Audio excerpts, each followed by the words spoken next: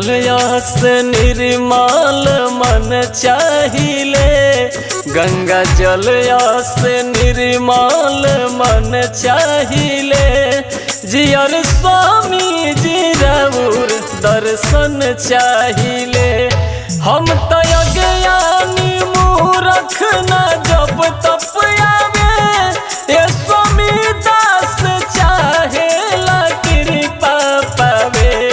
हे दया सिंधु गुरुवर शरण चाहिले, हे दया सिंधु गुरुवर शरण चाहिले। जियर स्वामी जी राउर दर्शन चाहिले, गंगा जलयस निर्मल मन चाहिले।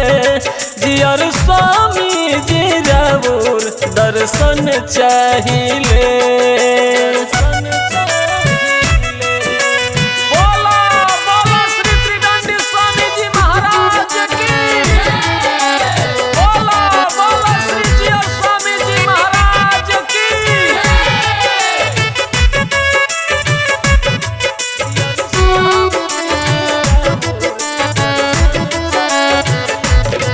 बाबिनती बार बार बानी बीचे मझधार, बाटे गुरु दरकार हे स्वामी जी सरकार। बाबिनती बार बार बानी बीचे मझधार, बाटे गुरु दरकार हे स्वामी जी सरकार।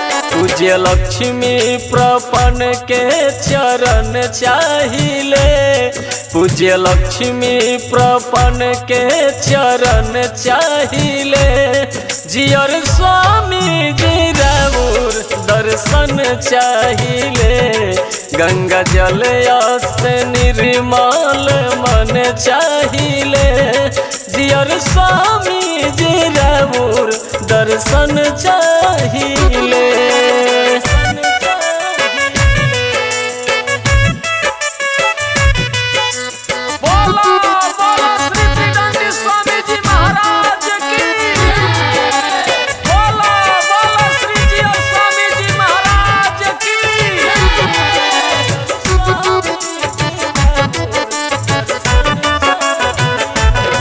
सद्गुरु भगवान राउर महिमा महान, टिंकू प्रमोद गुणगान कर दीन ध्यान। सद्गुरु भगवान राउर महिमा महान, टिंकू प्रमोद गुणगान कर दीन ध्यान। ध्वज वैष्णव धर्म सनातन चाहिले, ध्वज वैष्णव धर्म सनातन चाहिले। जियर स्वामी जी राउर दर्शन चाहिले, गंगा जलयस निर्मल मन चाहिले।